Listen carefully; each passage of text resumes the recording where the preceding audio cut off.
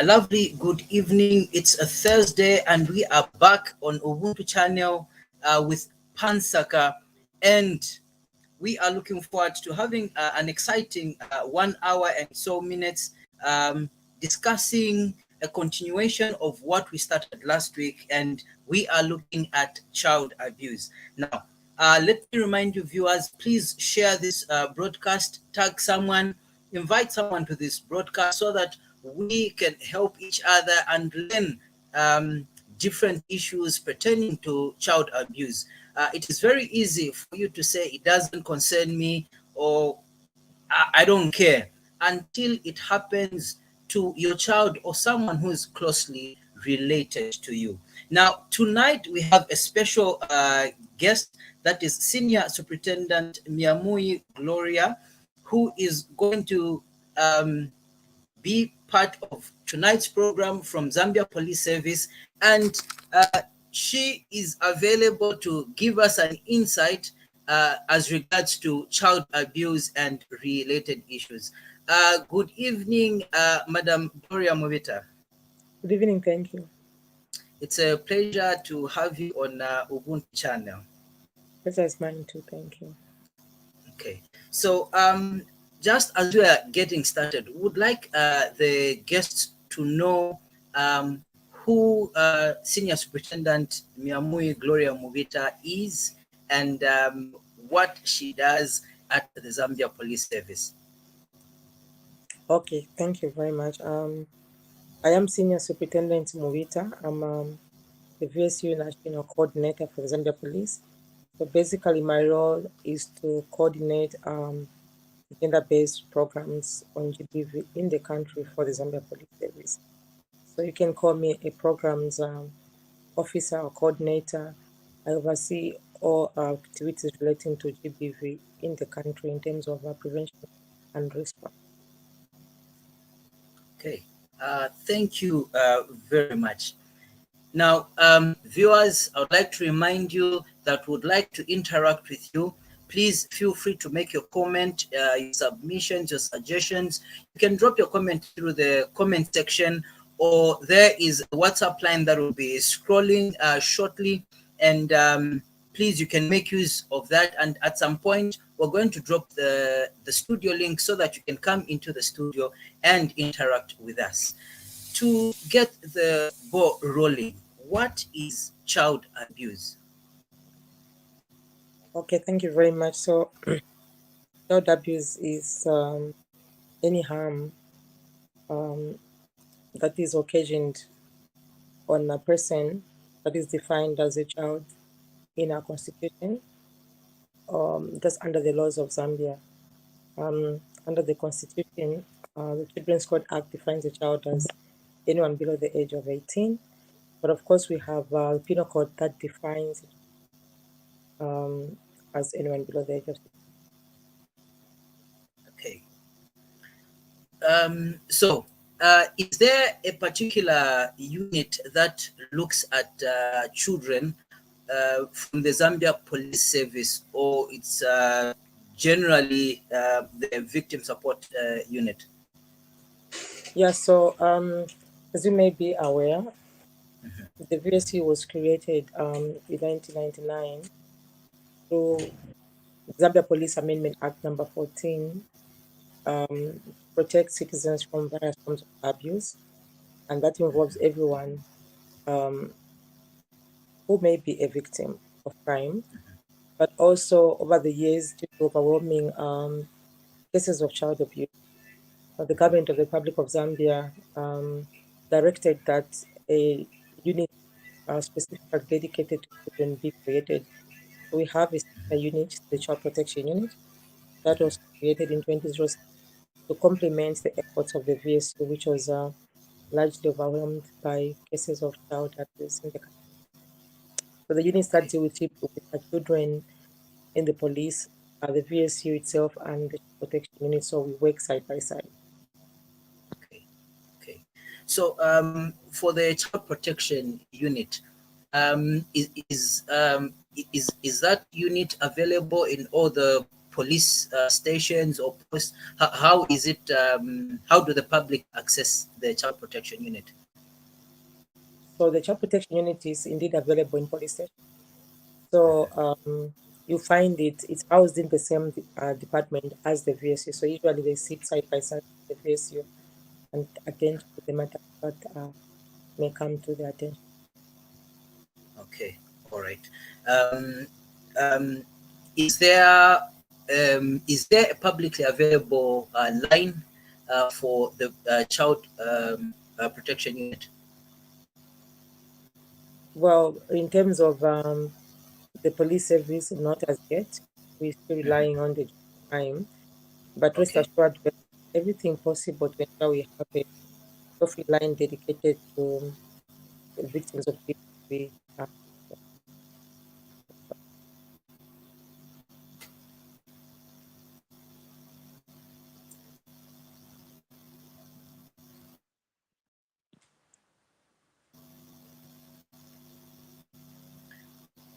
Okay, sorry, I'm having a bit of technical challenges.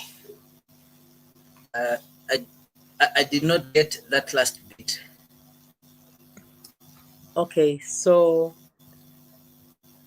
we are still talking about lines, isn't it? Like, Are you able to hear me? Yes, I can hear you. I'm not too sure you can hear me. Okay, so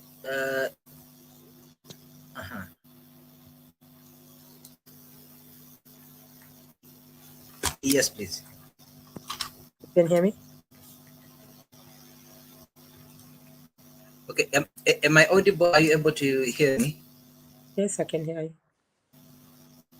Okay, great. Yeah.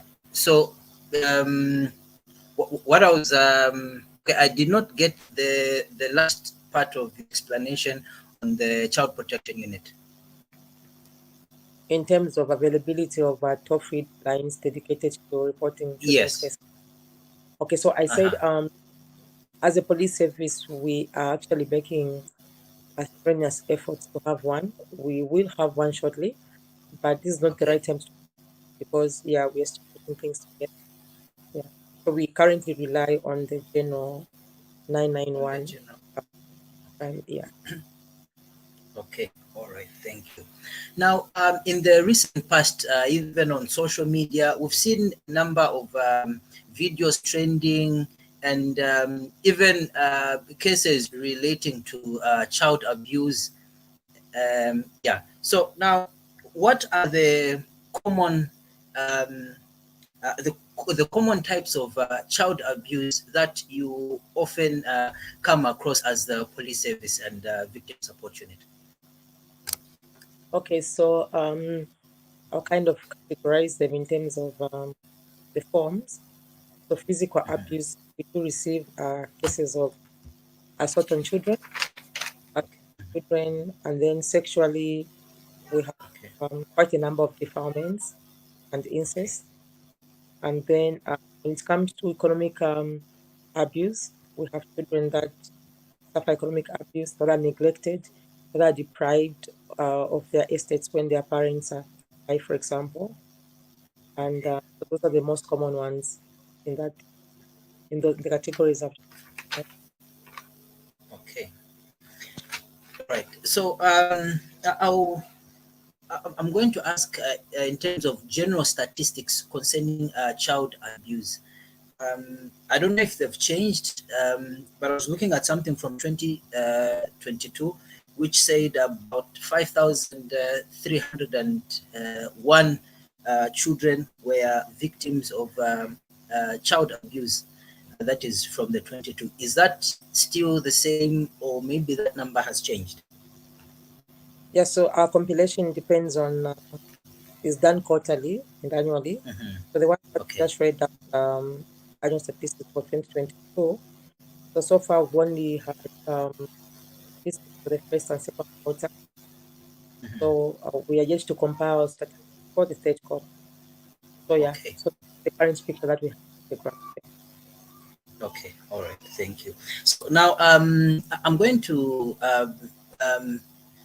see, okay, we're going to try to look at child sexual abuse case.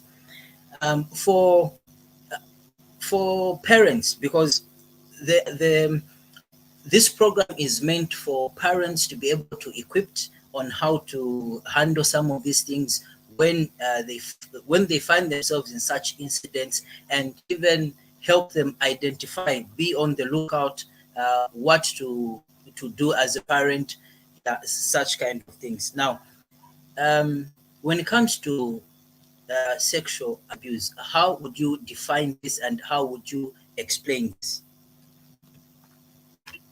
So sexual abuse is just attempt or having kind of knowledge of a child. So most of the commonest offenses when it comes to children, empowerment itself, incest, and indecent assault. Then we also have sodomy. So when it comes to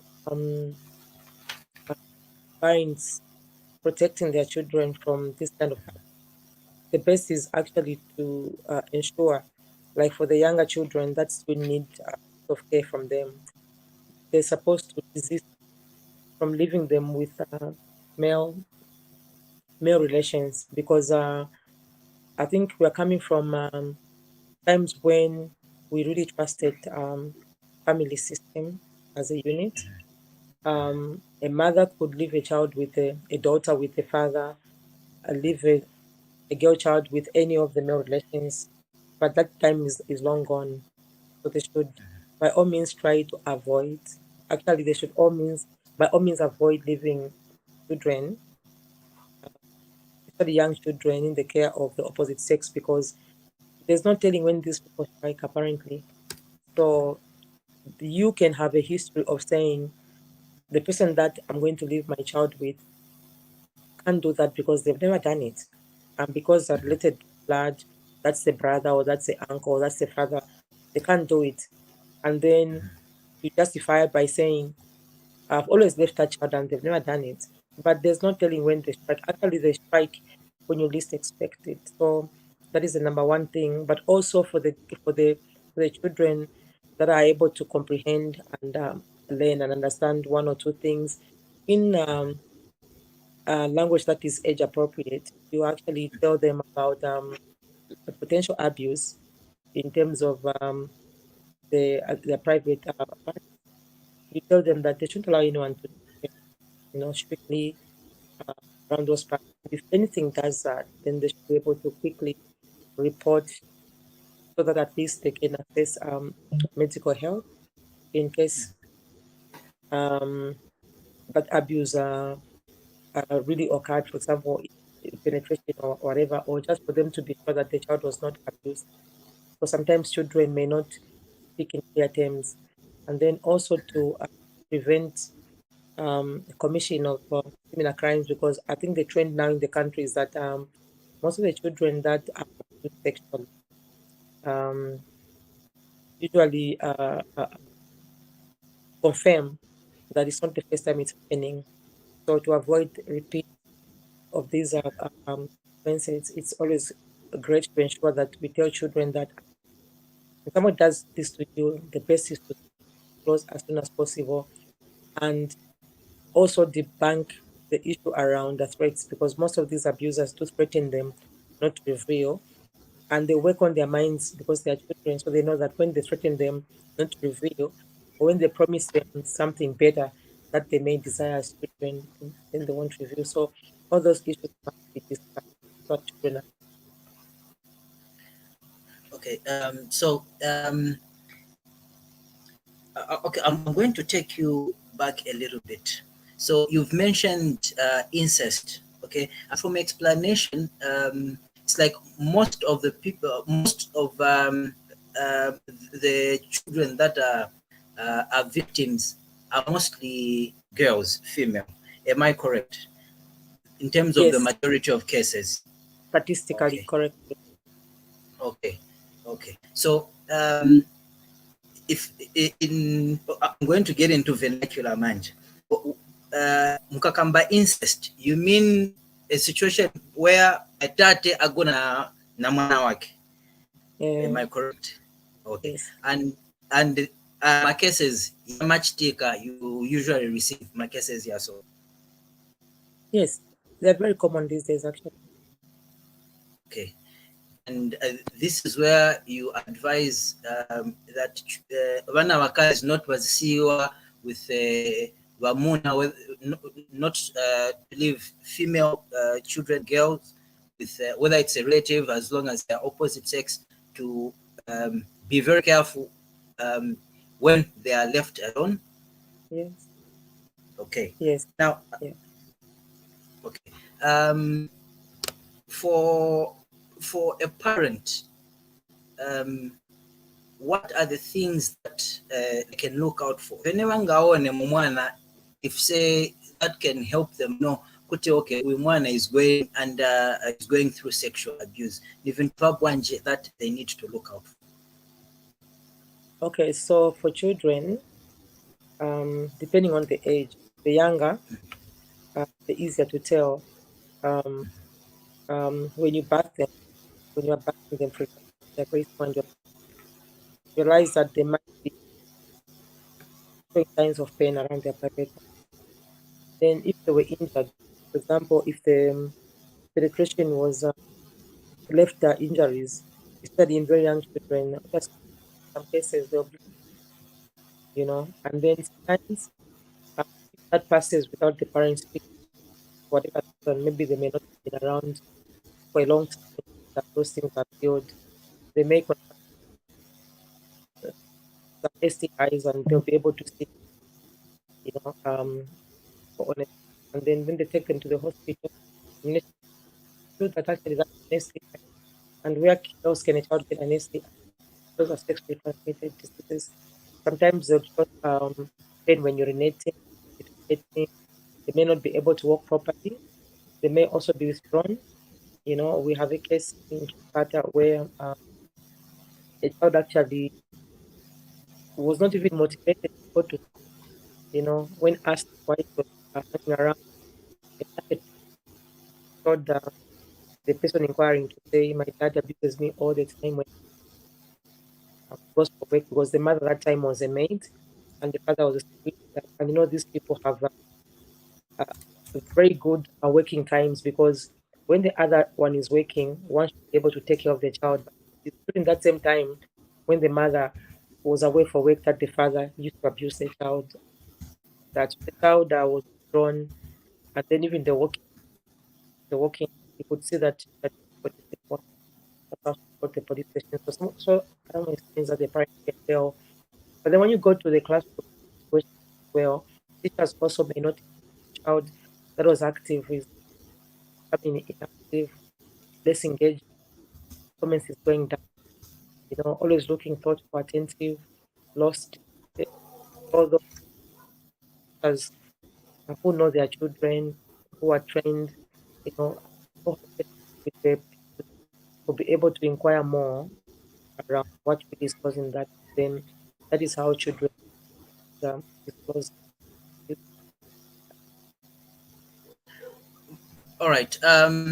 Okay, I'm having a bit of technical challenges. So what we're going to do, we're going to go on a short break so that we can try to resolve this, and then we'll be back shortly after this break. Okay.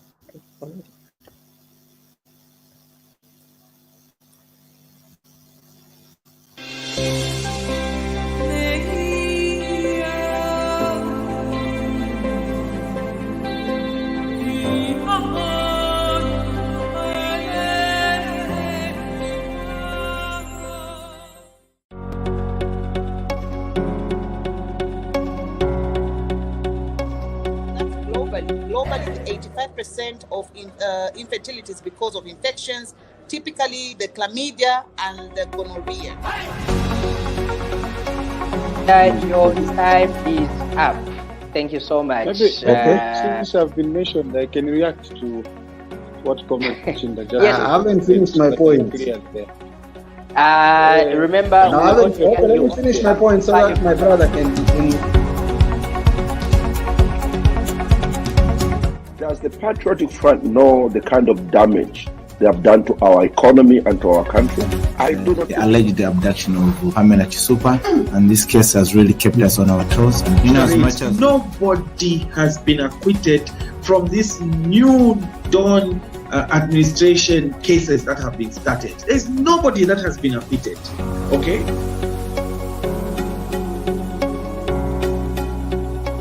CJ, foreplay. I'm not talking about jump and begin acting like a kangaroo. No, foreplay. Many of us as Africans, we lack this virtue. This is not there.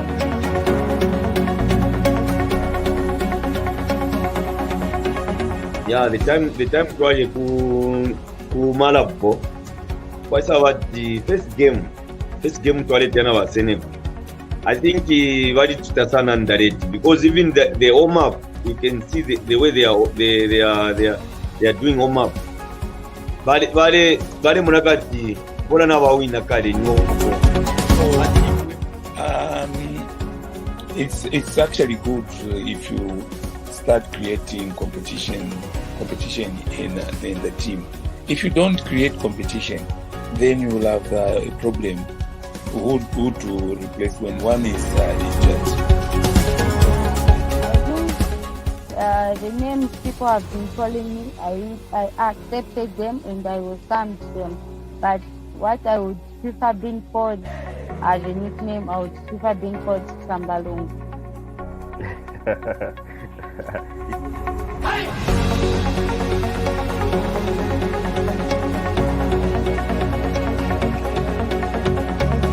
From it, we can't make the Bible fit us and have things that make Esther feel good, and things that Esther doesn't really feel good about, she'll edit out. We're trying to represent Zambia from a different side of things. We just don't want to be regular, you know what I'm saying? We're trying to package ourselves to Africa and the world.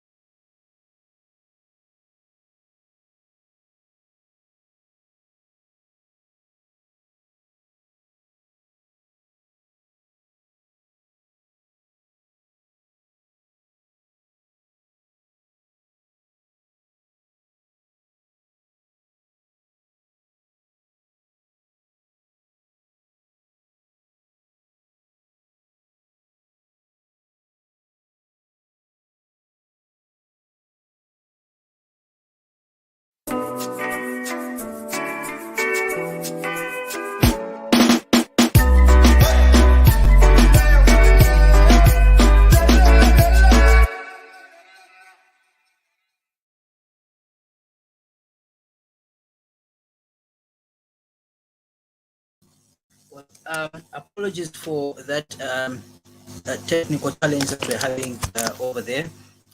Viewers, let me remind you, this is Nsaka on Ubuntu channel, and tonight we are looking at child abuse, and I am joined by Senior Superintendent Meamui Gloria to help us with tonight's discussion. So, Madam Mubita. Yes. Okay. Yeah.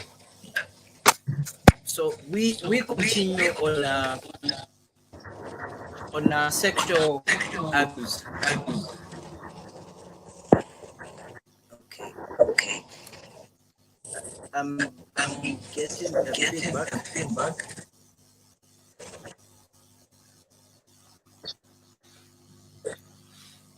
Okay, am I audible now?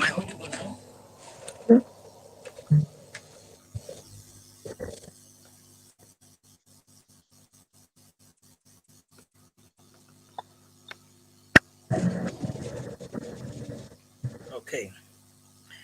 All right, viewers. While we are waiting for that to be resolved, we are looking at child abuse tonight. We started this topic last week with Evangelist Shavula, and tonight we have Senior Superintendent Mubita, who's going to give us the perspective of the Zambia Police Service as regards to child abuse issues, and we'll be looking at the whole issues concerning with how to report, what to expect, and how to engage the police when it comes to child abuse issues.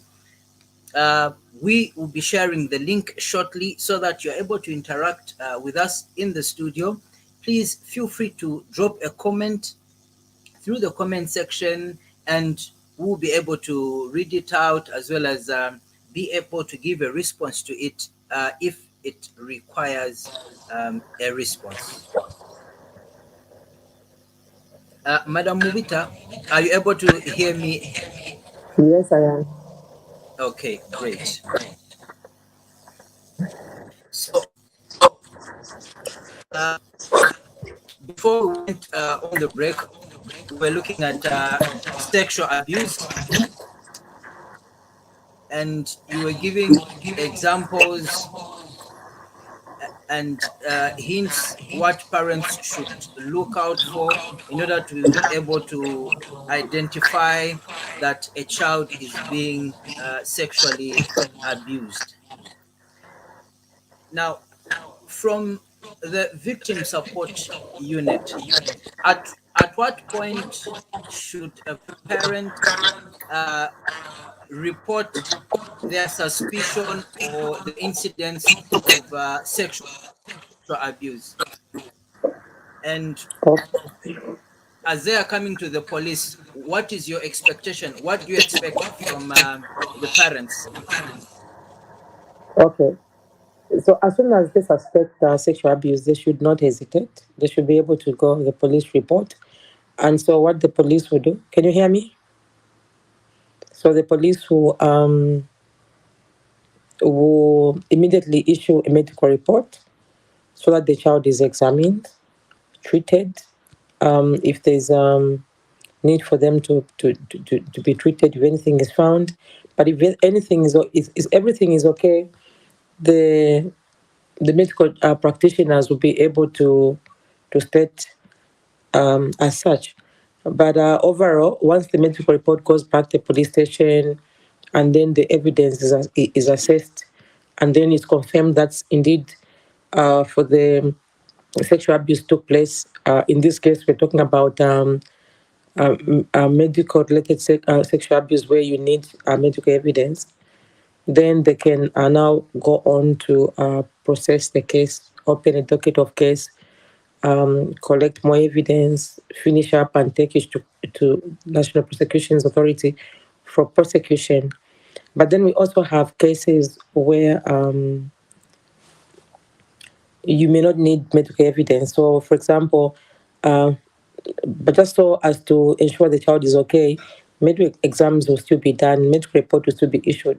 But then when you interview the child and then they're able to show that the person in question just indecently assaulted them, then we proceed as such. We record statements, open docket of case, and then also after our investigations, we forward the docket to the National Prosecutions Authority for prosecution as well. Sorry, I'll interrupt you. When you say indecent assault, mutantauza kakamba indecent assault. Indecent assault is anything, any act or mission that may not amount to a sodomy, defilement, or incest. For example, touching a child inappropriately, you touch the child's private parts, you fondle their private parts, or you use the private organ to fondle the child with stuff like that. That is a decent assault. So that may not necessarily need medical evidence, or it needs is just corroboration. As long as what the child is saying, um, after interrogations, after interviews, proves that actually the child was in fact indecently assaulted. So that is a charge that will be given to the suspect. Okay, so the other question that I would ask, because would like people to have a practical knowledge, what to expect and exactly what to do. So there are cases in terms of for the child, the safety of the child. You find that some of these cases, people are scared of bringing them to the police or reporting to victim support. What is the best way in which they can raise alarm or engage VSU unit in such cases without endangering the safety of the child, or the family? Yeah, so when it comes to ensuring they access help from the police in this regard, there's no two ways about it. They have to go and report that matter to the police station. The VSU provides a friendly environment where services can be accessed from. So all they need to do is just go report, take the child there, report, and then the police will advise on the next steps, including obviously having the child examined to ascertain whether or not the child was actually abused and to what extent. So when it comes to safety, really, the safety of a child should be guaranteed when they access services from the police station, because failure to do so may expose the child to more vulnerabilities at home. So those steps must be taken. Otherwise, people will continuously abuse these children. So yeah, the police has to be informed, notified, reported to, so that they can take action. Yeah, most times you find even these cases, they are reported, but again they are withdrawn. And then I would like to know, is there a provision where if such an incident is reported, there is no withdrawing, and under what circumstances do you allow these cases to be withdrawn? Okay, so when you look at the Anti-GBV Act of 2011, it provides that grave omissions or acts of violence against children should not be withdrawn. In fact, victims of GBV, that's what it says, should not be withdrawn. So at the police station, when it comes to sexual abuse, for example, the fact that a child is a child already, that is grave enough for that offense not to be withdrawn. pertaining to children. Generally, when it comes to victims other than children, that is where it's more flexible in terms of minor. There's certain offences that are very minor that we are allowed, we have discretion to withdraw. Even the court itself does withdraw cases that are minor. But when it comes to children, really, all cases actually are grave when it comes to sexual abuse, for example, because of the extent of vulnerability of children in this regard. However, the problem is that usually it's the parents themselves that begin to negotiate, settlements out of the police settlements. So, and even where the police insist that that case should not be thrown, for example, they actually take further steps to ensure that the case does not reach court by, for example, taking out the child, especially if the child has not been secured by social welfare, for example. They'll take the child out of that place so that the case eventually gets confused. But what we are trying to do now is really, we're trying to ensure that we do not withdraw cases involving children, because the fact that they are children means that the cases are grave enough. So that's what we're trying to discourage at police stations. Okay. Okay, we are joined by Himba. Let me just allow Himba to come in and make her. Himba, good evening, welcome. Good evening, CJ, and good evening, Superintendent Mubita. Good evening, ma'am. How are you? I'm fine, thank you. It's nice to have you on the program. Good evening, viewers. And good evening, CJ. Evening, Himba. Thank you for joining us. Please go ahead. Thank you so much, CJ.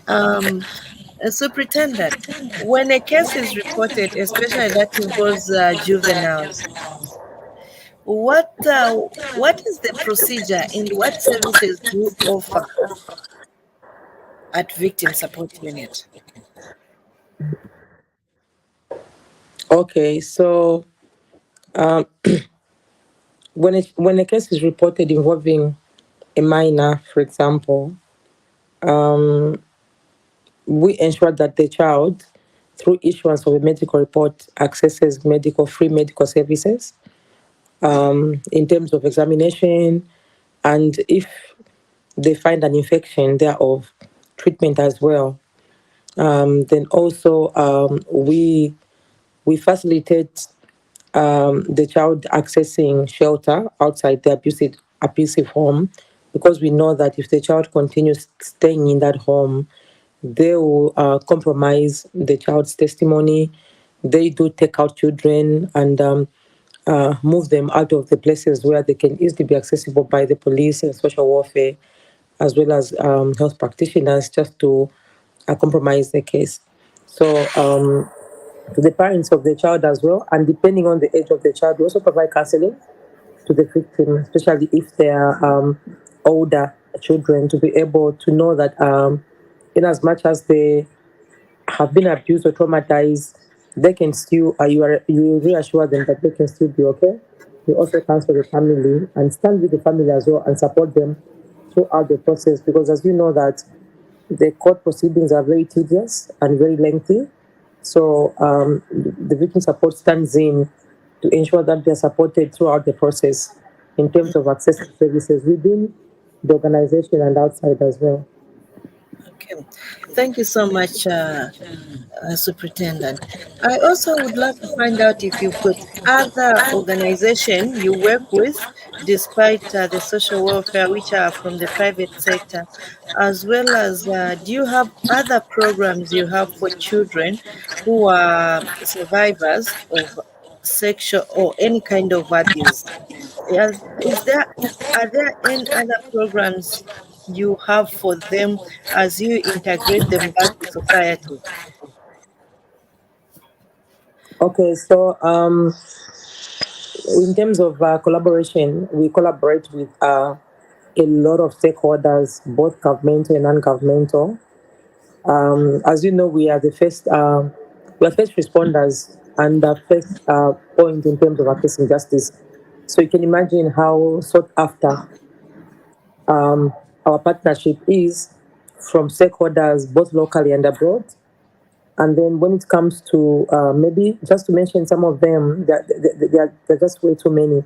The United Nations organizations, UNICEF leads in this regard, and several other UN agencies.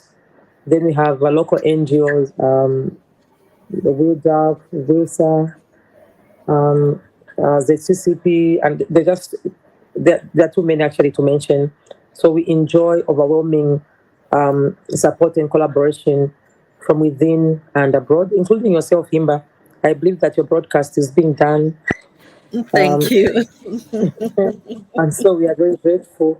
So when it comes to programs really for the abused children, our mandate as Zambia Police really has a boundary limitation, but we have stakeholders outside the system, including the Ministry of Community Development and Social Welfare, that are able to provide further support and integration to the victims. And then we also have, for example, organizations like FAWEZA that would come on, depending on the age of the child. If they are school going, they could extend their hand in terms of supporting them to further their education. And then we also have NGOs like the CCP for the boys. For example, they have programs for the boys that they call coaching boys into men. You know, sometimes in terms of football and the like, just to keep them busy and happy. Thank you so much. What about in a situation where there's evidence of abuse on a child, and then the family is trying to hide it, or maybe the red flag has been raised by the community or the neighbors, but the family are trying to hide that act? How do you handle it as the victim support unit? Okay. Fortunately, we have very good working relationships with the community when it comes to matters relating to children. So, like you said, when they're trying to hide, it means that somebody else knows.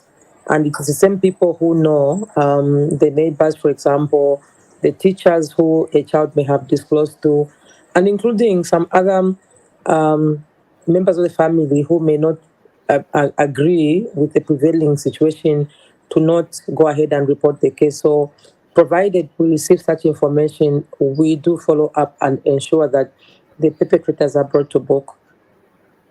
Okay, thank you so much, Mubita. CJ, over to you. Thank you very much, Himba.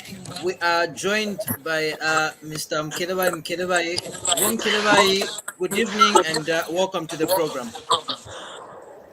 Good evening, CJ. How are you?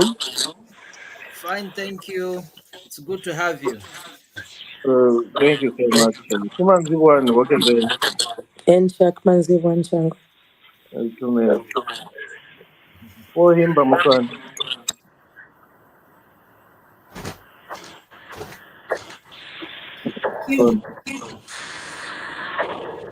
Kimaziban. And you call yourself a Zambian. Yeah, I've just done it. We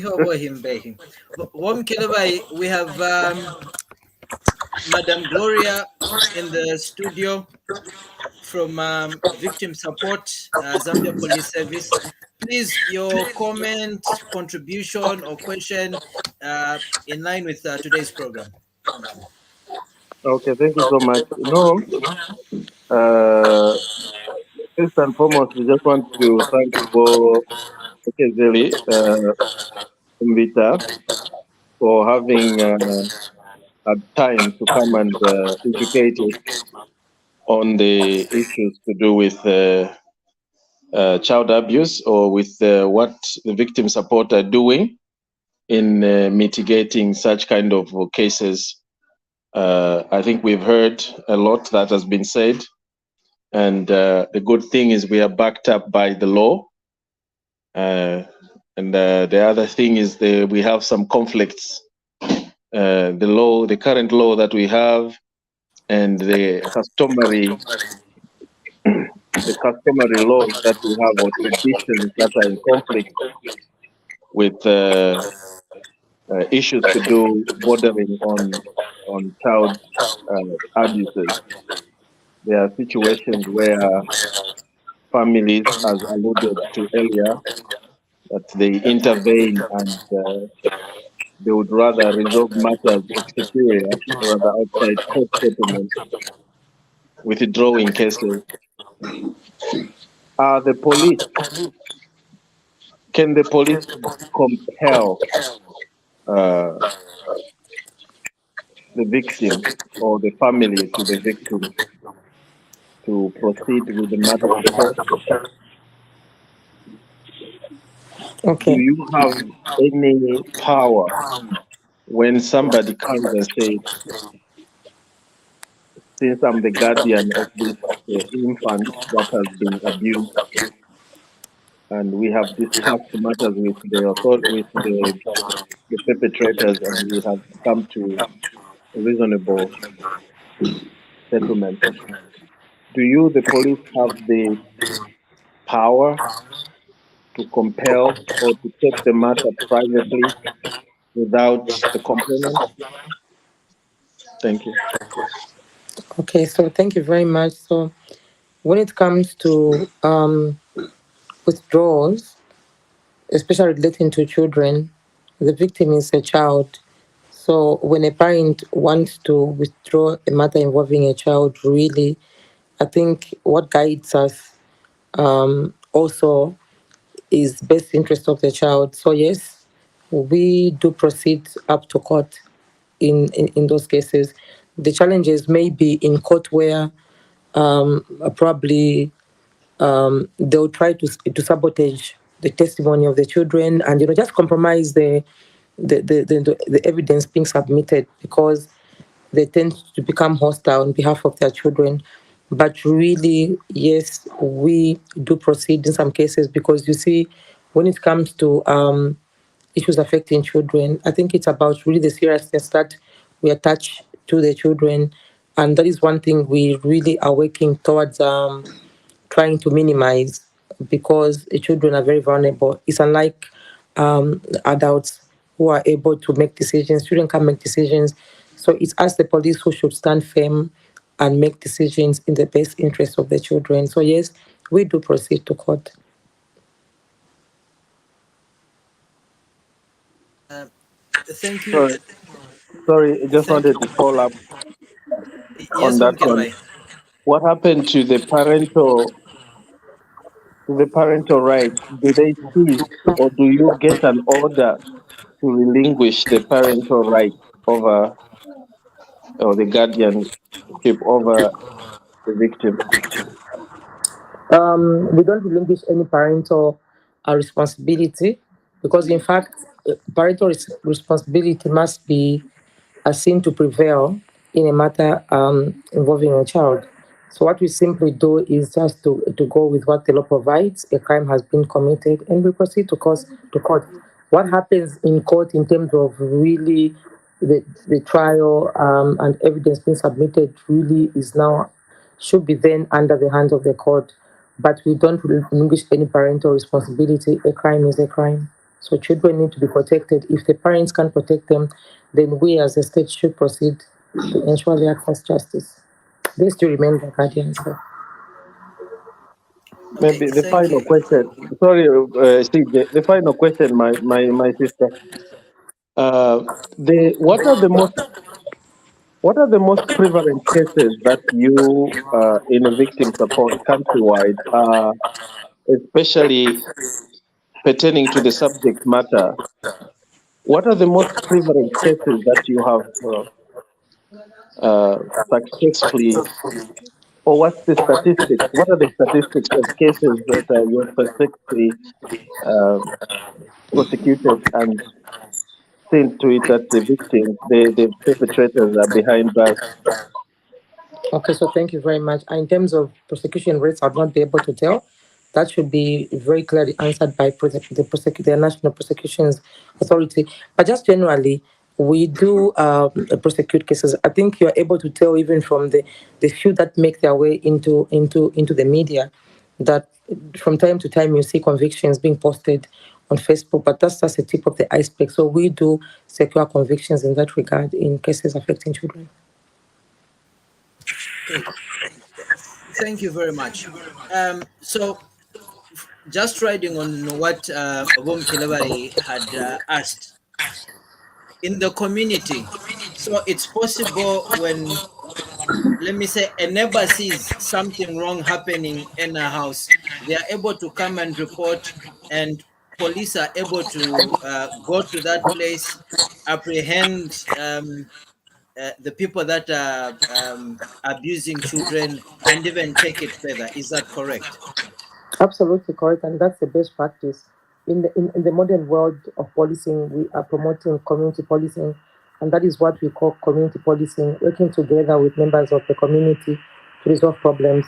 So just for your own information, just the other week, I received a call pertaining to abuse of a child, incest, of a 14-year-old who was impregnated by the father, just in Guerrero there.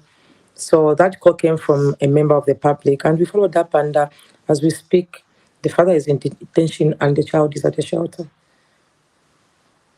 Wow, great.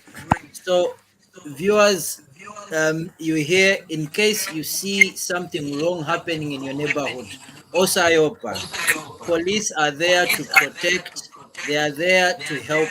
So go ahead, report, so that children are able to be helped and kept safe. Now, Superintendent, there are complaints that come in terms of the perpetrators being released and on bond. Isn't it possible to keep them in police custody until everything is disposed of? Because wantu amadandaula kuti no uyu muntu ationongera mwana, but futi ba police bamsiya and they're seeing them move around.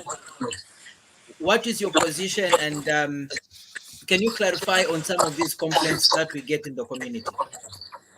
Okay, so yes, we have a victim on one hand who also has rights and they're being abused, but we also have a suspect on the other hand who also has rights. So bond is a right, except where the law specifies that you may not give bond, that is where we may not give bond, and except where the suspect in question is probably of no fixed abode, that is when we may not release them on bond. But in such cases, the best would be really to convey them to the remand prison, because as we know, the same suspects are supposed to just be in our custody for a few hours. So we also have a duty to ensure that we abide by what the law says in terms of custody of suspects in our police stations. So yes, we do give bond, but I think the biggest problem sometimes is that the members of the public don't understand our procedures.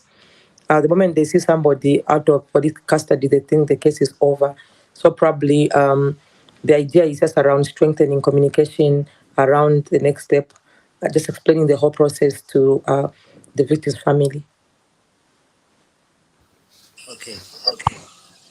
So one other aspect that I'd like to bring in terms of discipline. Okay. In our culture, if it is what discipline mwana ngatsamvera nikumenya nikukwapula, from the perspective of victim support, how do you categorize abuse, and in terms of kumenya kwene timamenya abana, at what point does it become abuse, and at what point does victim support come in? Okay, so I think as parents, really, we know to what extent we should discipline our children. And we also know that when we overdo it, it results in injury or just harm you may not see physical injury, but then you'd have caused harm to a child. So it's within those limits that parents should be able to actually just not go beyond the limit. It's difficult to draw a line, but I think as parents we know that we cannot cross this boundary. So the moment you cross a boundary and there's injury and there are complaints and stuff like that, then we're supposed to move in, because even if a child is beaten by the parent, a teacher discovers those beatings. This is what happened a few weeks ago. Social media was awash with that story of a little boy. It won't get to that. It won't get to that. So we may not say, don't go over this, because really there's no line. But I think as human beings, we should be able to tell that we can only go this far. After all, we're just disciplining. Disciplining is not causing harm or injury to a child, no. It should not get to that. Okay.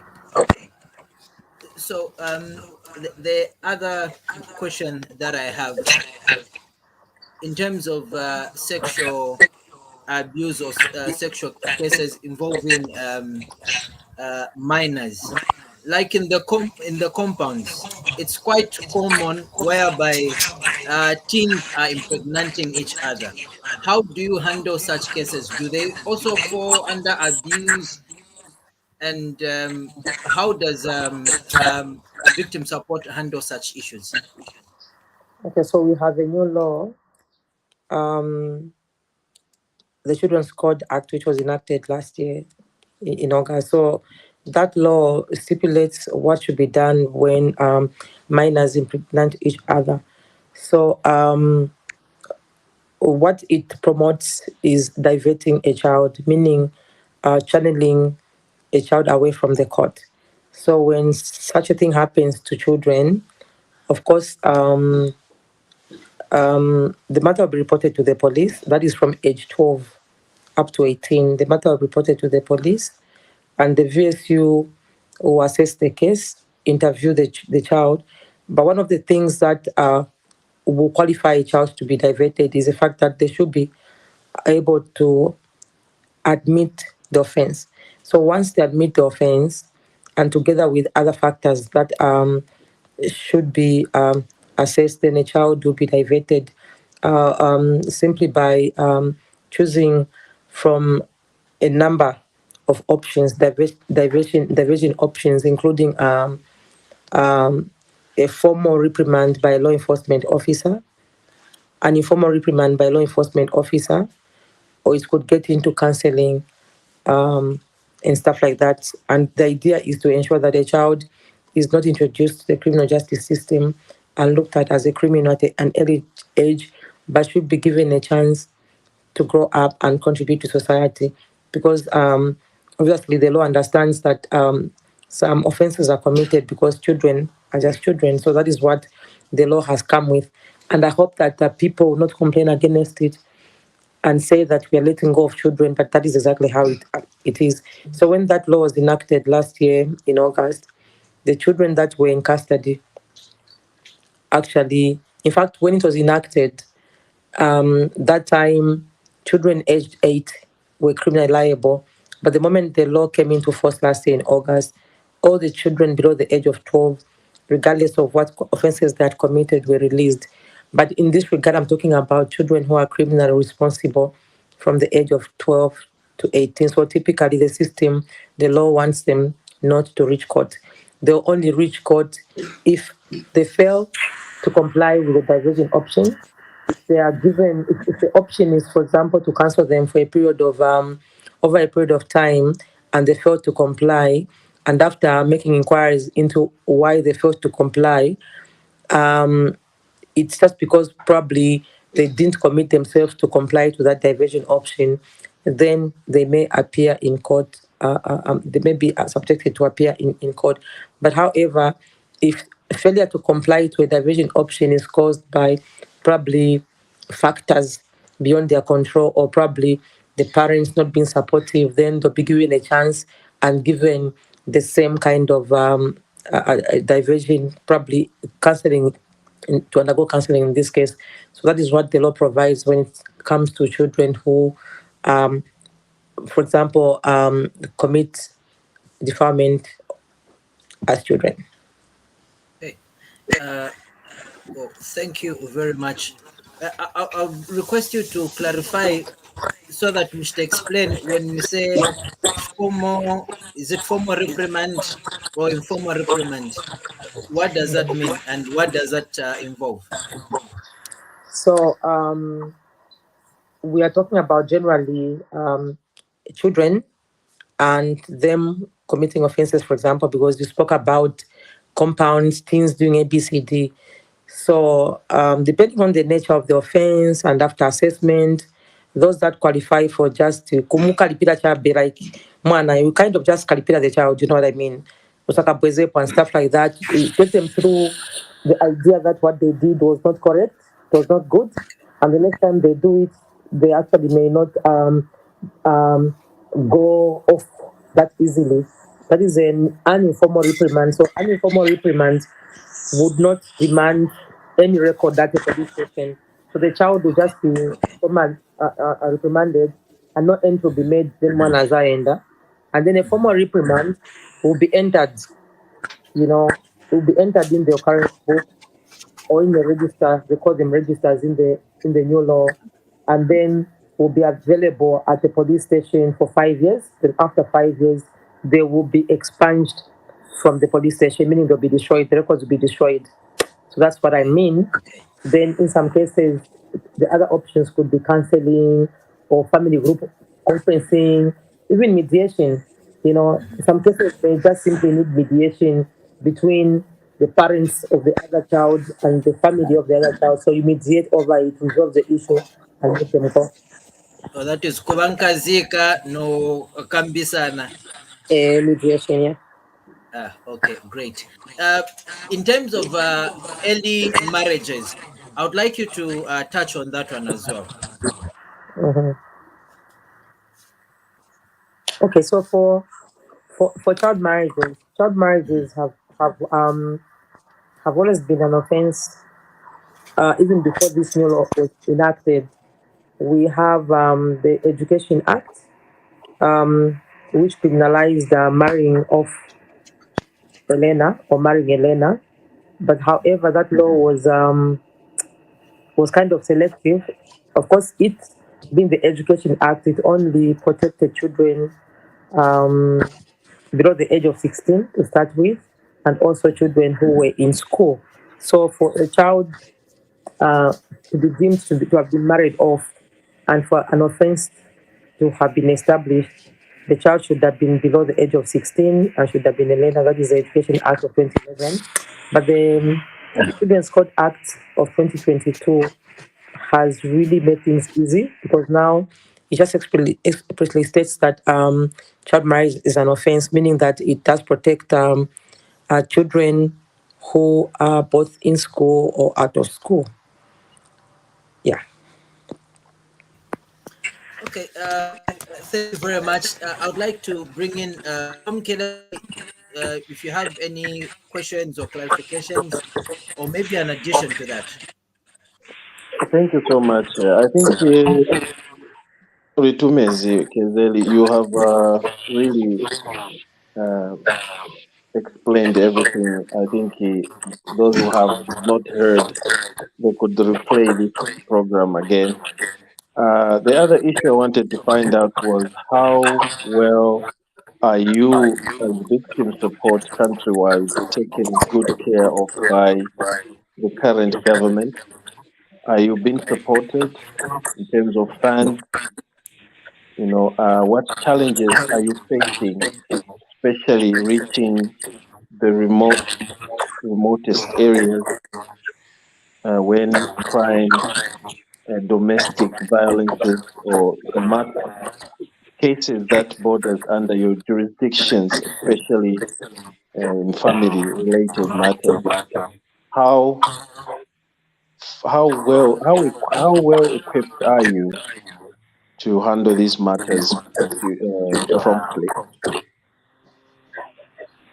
Okay, so government always strives to support its government departments, because that is the only way they can ensure development.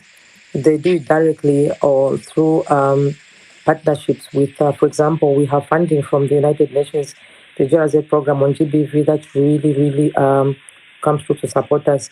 So we make do with what we have, and we know that in areas which are remote, we also have government departments. In an event where we may not have transport, for example, we have offices of the district education board secretaries and other government departments, and also NGOs that operate within those areas. So where we may not have transport for one reason or the other government departments do move in to ensure that they assist in terms of transport provision. So in short, you are well looked after. Well, maybe that may not be a question that I would really want to talk about. We do our job to the best of our abilities, and we know that for us to be able to exist as a government department, we know that government is always supporting us. Well, No, thank you my very concern much. was if you are well funded, because these are very serious programs, and especially when you are talking about children that are subjected to so much untold sufferings and subjected to abuse, where you, the police, through your department, if you are well funded, you may even have a home shelter for kids that are abused, where you, or rather you have this foster program where you work hand in hand with the social welfare. I don't know. That was the reason why I was asking such question relating to if you are well taken care of, because your department demands also a huge you have a huge responsibility on your in your department. Thank you, Okay, just to say that when it comes to GBV, for example, it's not a one-man show. Everyone puts in what they have for us to be able to achieve our goals. So we follow a multi-dimensional approach. For example, when you talk about shelters, it's not even our mandate to have shelters, for example. Shelters are the responsibility of social welfare. So that question may well put. When it comes to GBV, really, and looking at the nature of the cases themselves, we work as a team. Everyone puts in what they have. Governments puts in what they have. NGOs put in what they have, and other agencies. So that is how we proceed. Well, thank you very much. We are going into the dying minutes of our program. The questions that I'll ask is in terms of victim support unit. What are the common problems that you encounter from let me say whether it's parents or guardians bringing these cases to the police? What are some of the challenges that you have, and what would you tell or encourage people that are found in such cases to be aware of, so that it does not complicate these cases as they bring them to you? Well, I think the biggest challenge is the fact that they're committed within domestic relationships, and obviously they have interest in the abused child as much as they have interest in the abuser, because they are related by blood. Even in some cases where they are neighbors, for example, that's to extent. So the challenges would be hesitancy, obviously reluctance to report because they're coming from the same family. So, yeah.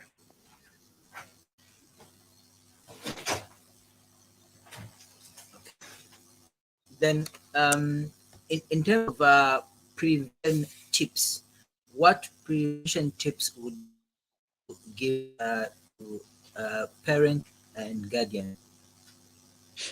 Okay, so like I already mentioned, for children that are young, it's always best to ensure that they are left with somebody who may not abuse them. It's a bit difficult when it comes to sexual abuse, for example.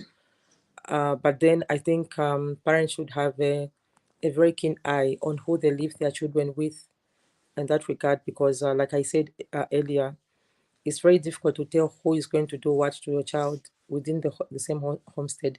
the people that we used to trust to be able to take care of children, the fathers, the brothers, they're abusing the children. In some cases, we also have women who abuse boys. So it's really around just a stricter eye on who the child remains with in a home, for example. And also just provide the children who are able to grasp something that they are depending on their age to be able to explain really what to disclose at the earliest convenience, and not to allow for example people of the opposite sex to play around with them, touch them, inappropriately. At least those small tips really have shown to help in many cases. So speaking to the children themselves around really what is happening, what happened, how they are, how they were, who they were with, talking to them and breaking the culture of silence really helps a great deal in mitigating some of these challenges when it comes to prevention.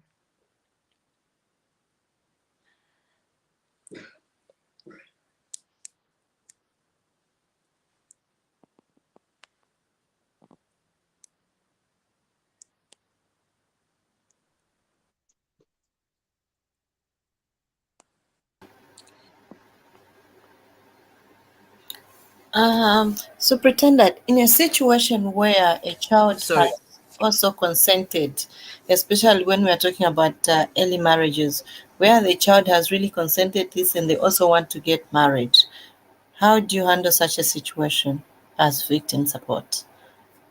Okay, so they are children, so children are not able to make decisions. So the guide is that marriage should be dissolved, because there should not be any marriage in the first instance because they are children. It also extends to sexual abuse, even where a child has consented. For example, a child who's 15 or 14 has consented, that consent becomes immaterial. So even when it comes to child marriages, in terms of children, consent is immaterial. The only thing is that for the older, younger girls, the older ones, they tend to be very difficult because they really want that. But it's the duty of parents to be able to guide them to ensure they make the right decisions, go to school, and then they may be married later at the right age. May I also ask one last question? Okay, Mom Kirai, please go ahead. Okay, Zeri, I wanted to find out what are the most prevalent cases that you are dealing with, that you are so overwhelmed with at victim support these days, or this year, or something like that? Well, the most prevalent cases are defilements. Those are cases they remain cases of interest, and they've been for a long time. Also, we have assaults on children as well, including neglecting to provide for children, as well as depriving children of their benefits. On that one that you just mentioned, the last number 2, neglect of children, do you apprehend? Sorry, I had promised to ask one question and last 5. And stick to one, sir. Yeah, bye. Stick to one. Yeah. Anyway, let me stick to one. Sorry about that. But CJ, over to you. Okay, I thank think you you very knew what I was much. trying to ask you on the issue of child neglect.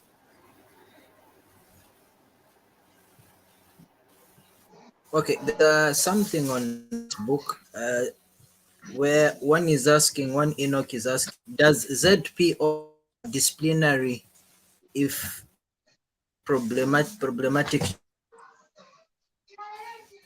Okay.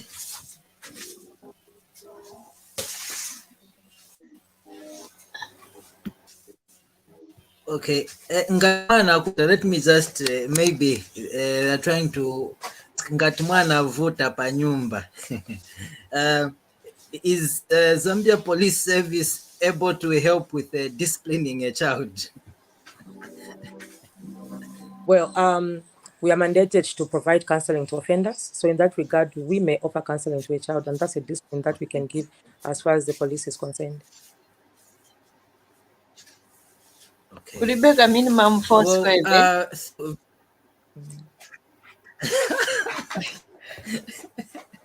So pretend that Rebecca minimum force. No, the law is very clear when it comes to dealing with child offenders. It's all about really what I was trying to explain. So if a child has committed an offense, there are procedures. If they are criminally liable, there are procedures. We assess the cases, and now the law promotes diversion as a matter of first resort and detention last resort. So I was outlining all those options. Those are the options that a child should go through. Yeah. So if a child has committed an offense, that is the way we go. We don't divert from what the law says. Okay, thank you so much, CJ. As I leave the platform, I'd want to ask one question, and this is I'd love Mubita to mention in cases, which cases do they offer bond? I mean, I remember you asked. It's just a follow up. I thought I could ask where you talked about the issues of abuse and where community always complain. So, which scenarios of abuse where you'd offer a police bond? In the matter in question, we give bond, or because those are not capital offenses. Bond is restricted when they're capital offenses. So when a child is murdered, for example, yes, so we move into now restricting giving bond. But other matters that relate to what we are discussing other than capital offenses, a bond is available. Okay. Thank you so much, CJ. Thank you very much, Himba. Thank you, Bomkelewai. Yes, Superintendent Mubita, please give us your concluding remarks before we end the program. Okay, so thank you very much. Mine is just to urge parents out there to really, really tighten the security around their children because they're the primary caregivers. So I hope that the discussion may have helped enlighten one or two people around really ensuring that the children are well protected. When their rights are they are reported to relevant authorities so that action is taken and they access their justice. And just also as to prevent would be deter would be offenders.